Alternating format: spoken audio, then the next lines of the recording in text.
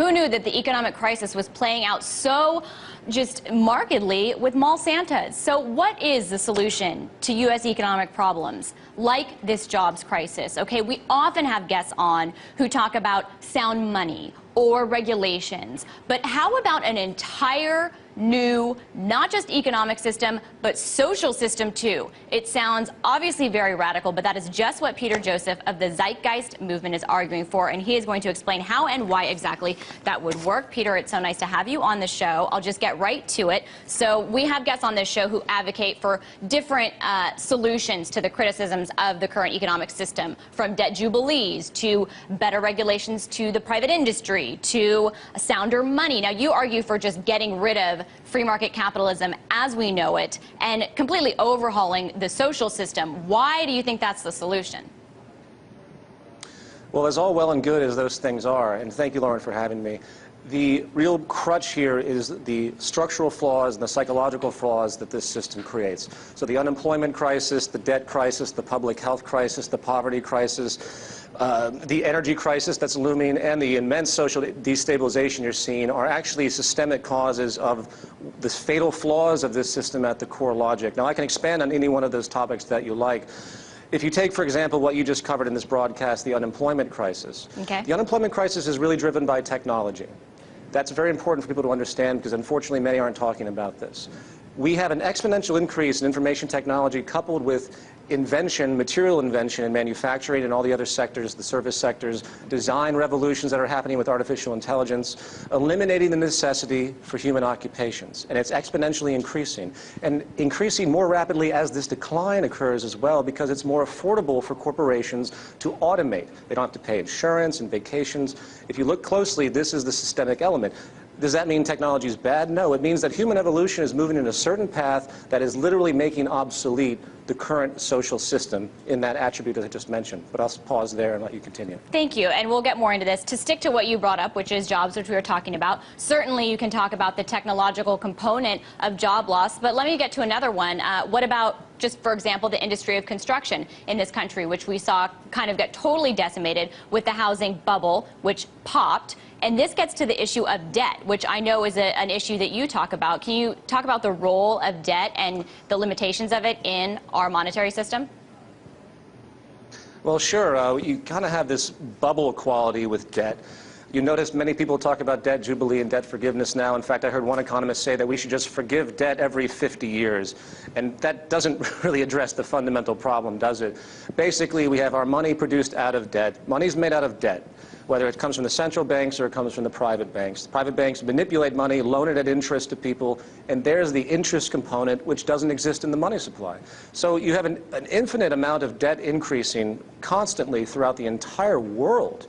And that is why we are in the staggering state that we're in, suffocating us on so many different levels. Just look at medical debts, look at student loan debts, look at all of the deprivation that's being caused of that. That's one side of it, which is, to my view, a completely sick social experiment. It's a horrible thing to do to human society, to even impose this fictional element on them, to impose them, which brings me to my other point, which is that debt serves as a form of, for lack of a better expression, slavery. It's an imposition of scarcity, which forces people into positions that they typically wouldn't take for their purposes of integrity or education, but they have to, and usually at less expense to the corporation. So in a way, it's great for the corporate system on a certain level, to a certain threshold, to have many inhibited people that have no freedom to be in debt. In fact, a running joke in my community is that when you get out of college, most likely you have $80,000 worth of debt. You're ripe to be enslaved into a corporate system that doesn't have to give in to your interests or take care of you.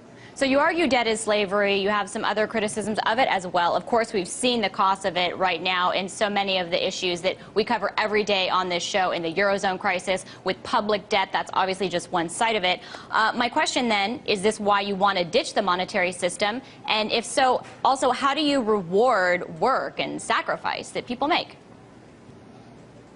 Well, the removal of the monetary system, I believe it will occur regardless of my intents. It's a natural evolution of human society. All the mechanisms that kept the system in place are phasing itself out by default, and the social destabilization that's on the horizon, I don't even have to do anything, I'm just trying to help, is going to cause some type of change. And I hope, and the people that I work with, we hope it will move into a sane direction and not something equally as sinister as what we've been seeing for the past, basically, 20 generations. But now, the issue of direction? incentive is a common supporting argument with respect to how people defend the free market system. They say, well, if people don't have a direct material incentive to work, hence reward, that carrot stick, if you will, then they won't have any initiative to do so. The first thing I would say is that scientifically a lot of research has been done to show that when it comes to creative interests, people are not motivated by money. In fact, money seems to be inhibiting people's creative effects. It's only mechanical operations, like working at a factory line or waiting tables, things that could easily be automated, by the way, if we applied our technology, that people need that reward because it's so mundane. The true ability, the best resource on the planet is the human mind, and to free that mind, to enable it to be creative, and that's the beauty of our technological evolution at this point. On a second level, noting that scientific validity, that incentive is not always the case for people to be operational, we have other incentives in society that are not directly material, that are very, very rewarding, that if people broaden their horizon, they would see. For example, the incentive to be able to walk out your home and not be worried about someone robbing you because they live in a deprived environment, pulling out a gun and taking your resources, putting all those locks on our doors. Most of the crime we see in the world is related to money, one way or another, and deprivation through the monetary system. Another incentive is the removal of war, the removal of poverty. Imagine having the satisfaction of knowing there aren't 1 billion people starving on this planet. There's a deeply social element in us that is coming to fruition. It has to for our survival. I believe that our personal interest must become social interest. It has to. It really is already there, but we just don't know it yet. We don't think about it that way. And until that happens, we have a lot of big things on the horizon. One final point I'll say about incentive. How about this as a classic example? We have all sorts of immense military revolutions happening right now. They're going to make the atomic bomb look like a catapult, a Roman catapult. What's going to happen when we have these advanced technologies and the immature society we do now based on this farce social Darwinism, this tribal mentality, this sovereign war mentality, everyone fighting amongst themselves with the assumption we can't get along? What's going to happen when we have the advanced technologies that can be pulled off the shelf through, say, molecular engineering that can wipe out whole continents at a whim? This is a very real thing. In the words of Albert Einstein, our technology has exceeded our humanity, so it's very important that our values come in line, and that's explicit to our new socially conscious revolution that has to come from the basis of the economic system. Peter, there is so much more I want to get to because you have so many interesting points of view that I want to get more into. And also, since we last spoke, Occupy Wall Street has happened, where we see people protesting the economic system on the streets of the U.S. So I want to talk about more of these things. We're going to go to a quick break, but we will be back with director and filmmaker Peter Joseph. All right, with Occupy Wall Street all over the nation, we have seen people come out onto the streets to protest the economic system itself. And director and filmmaker Peter Joseph is one who advocates for a total overhaul. So we are going to get more into what he thinks of this movement and also what he thinks of changes to the economic system. So Peter, let's get back into this because, as I said, Occupy Wall Street is on the streets protesting the economic system. It's also a leaderless movement. I'm curious how you see, if you see them as having their intentions in the right place. Intentions, absolutely. But until answers are proposed, until people get together and to think about a solution, not much is going to be accomplished, unfortunately. It's an awareness protest movement. It's really important what they're doing. I think it's really another systemic outgrowth of destabilization. I've been expecting this type of thing to happen for a long time. Occupy Wall Street and the global Occupy movement, which is really the most important attribute of it, because this isn't just about Wall Street, this isn't just about the United States. It is really about the total global financial system and the inherent flaws of the market system. Even though many people in the movement don't even discuss those issues, they're expressing their angst, and rightly so. What I would like to state, though, is that the 1% are not something to be demonized per se. The 1% are simply the best game players in this game strategy that's been generated. The 99% have let the 1% come to their place as easily as anything, because the 99% basically have been supporting all the mechanisms that enable the 1%. This system is based on a structural classism. It's always in favor of the wealthy. I don't mean that just from lobbying and government intervention. The very basis of the structure, from the bankings and the loans and the interest system, really supports that. So if the Occupy movement really wants to get down to brass tacks, they're really going to have to start addressing these root issues that I talk about and that my movement talks about and many others talk about as well, and then think about what the solution is. I really believe in the Buckminster-Fuller notion that it's not about fighting some system anymore. It's about building a new design that makes the other one obsolete and getting the public to understand it, and then the game is basically over. And it's kind of evolution that you talk about, but I'm just really curious kind of how you do that and how long you see that needing to take, because I don't know if you saw the Black Friday videos of people attacking each other for $2 waffle makers. I'm going to play a tiny montage for our audience. I'm sure you can imagine from the noises what's going on in them. Guys, come down.